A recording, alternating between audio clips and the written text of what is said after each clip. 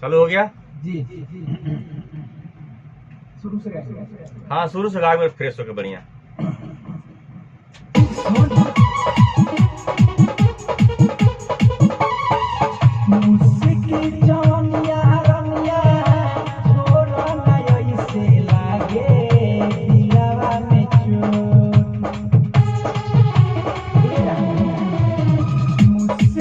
नहीं नहीं, ताल में भाई।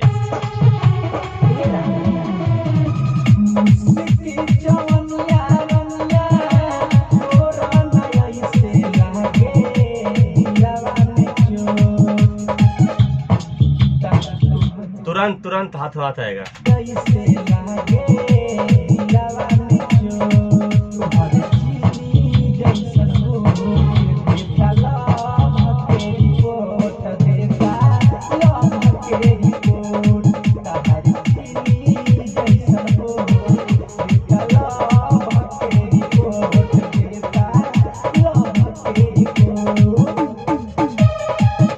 बहुत अच्छा अंतरा।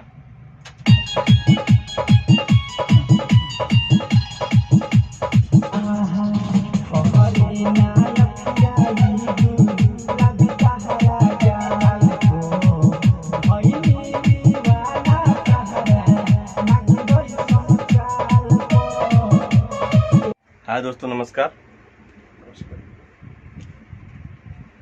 हमारे स्टूडियो में आज एक सिंगर आए हुए हैं जो बिहार से हैं। इनका नाम है अजय बिहारी यादव। उनके साथ में ये भी भाई हैं गौतम प्रेमी। इनका 3 गाना रिकॉर्ड हुआ है। आइए एक बार इनसे मिलवाते हैं लाइव। इधर खड़े होंगे माइक पे, वो दिखा